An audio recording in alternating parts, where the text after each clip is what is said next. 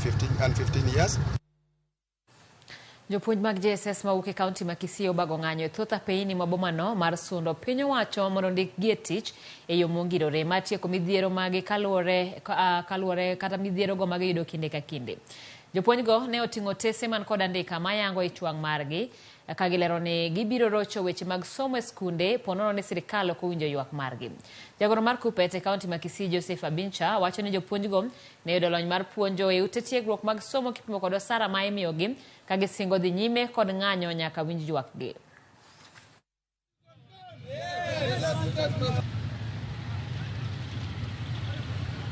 An intern teacher is a disoriented teacher.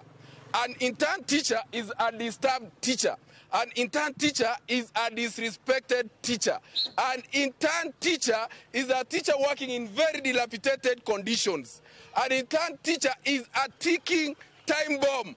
These people behind here are going to explode very soon. We are asking the government of Kenya and the Teacher Service Commission to make sure that we are confirmed as soon as possible. Otherwise, we are not going back to class because we are demoralized. So make sure at the end of business today that you have put plans in place for us to be confirmed. We can't allow a government where a teacher is being paid peanuts and you expect the results to come.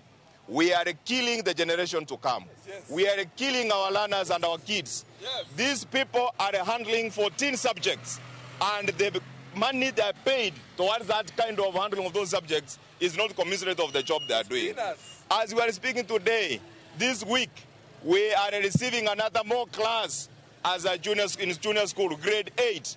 The government has done nothing to employ more teachers to take care of those learners. Where are our parents? I want everybody to rise up. I want the parents to rise up. I want everybody else in this country to rise up and say no, because we are killing the future generation.